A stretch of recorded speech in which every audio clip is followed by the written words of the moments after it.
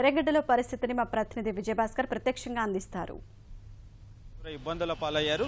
హైదరాబాద్ నగర వ్యాప్తంగా కూడా ఇవాళ భారీ వర్షాలు పడతాయి. చాలా ప్రాంతాల్లో 6 సెంటీమీటర్లకు పైగా వర్షాలు కురియడంతో ట్రాఫిక్ పూర్తిగా అంతరాయం ఏర్పడింది. ప్రస్తుతం మనం ఎర్రగడ్డ ప్రాంతంలో ఉన్నాం. భరత్ నగర్ ఫ్లైఓవర్ వద్ద ట్రాఫిక్ ఇబ్బందుల్ని దృష్టిలో పెట్టుకొని ట్రాఫిక్ పోలీసులు వచ్చి ట్రాఫిక్ను నియంత్రిస్తున్నారు. చాలా చోట్ల ట్రాఫిక్ సంబంధించిన ఇబ్బందులు ఏర్పడ్డాయి. ఇప్పుడు భరత్ నగర్ వద్ద వాహనాల రాకపోకలకు ఇబ్బంది కాకుండా ఉండేందుకు పూర్తి స్థాయిలో ట్రాఫిక్ పోలీసులు అక్కడ రంగంలోకి దిగి పూర్తిగా వాళ్ళని ట్రాఫిక్ని క్రమబద్ధీకరిస్తున్నారు. చాలా చోట్ల మ్యాన్హోల్స్కి సంబంధించి అక్కడ నీళ్లు ట్రాఫిక్ రోడ్డుపై ఉన్న నీళ్లు లోపలికి పోవడానికి ఇబ్బందులు అయితే పోలీసులు పారలు తీసుకొని వాటిని సరిచేసి ఇప్పటికిప్పుడే అక్కడ సరిచేశారు. ప్రస్తుతం మనం చూడొచ్చు, ఇప్పటికి ఇంకా ట్రాఫిక్ పోలీసుల పారలతో అక్కడ పనులు చేస్తున్న దృశ్యాలను చూడొచ్చు.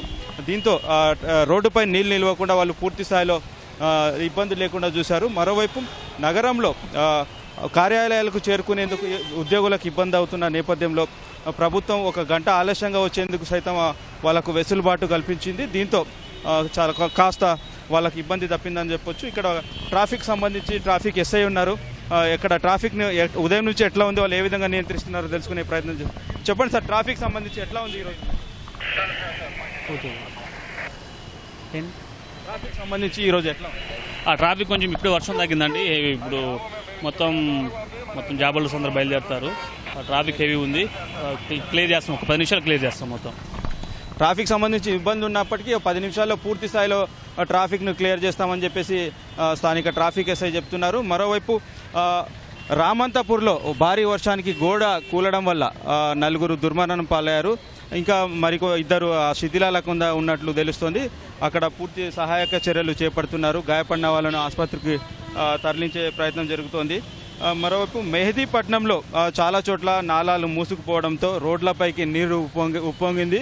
దీనివల్ల ట్రాఫిక్ తీవ్రంగా ఇబ్బందులు ఏర్పడింది. మెహదీపట్నం నుంచి టోలీ చౌకీ వైపు వాహనాలు పూర్తిగా రోడ్డుపై ట్రాఫిక్ జామ్ ఏర్పడింది. దాంతో ప్రయాణికులకు తీవ్ర ఇబ్బందులు ఏర్పడుతున్నాయి. ఇప్పుడిప్పుడే ప్రయాణికులు తమ గమ్యస్థానాలకు చేరుకునేందుకు కాస్త వెసులుబాటు కలిగింది. ఇప్పుడే కాస్త భరత్ నగర్, ఎర్రగడ్డ, కూకట్పల్లి ఏరియాలో ఒక 10 నిమిషాల నుంచి వర్షం తెరపనివ్వడంతో కాస్త సులభంగా రాకపోకలకు అవకాశం ఏర్పడింది.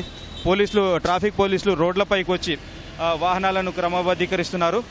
మరోవైపు నాంపల్లి నుంచి వచ్చే ఎంఎంటీఎస్ రైళ్ల రాకపోకలకు కూడా అంతరాయం ఏర్పడినట్లు సమాచారం తెలుస్తోంది.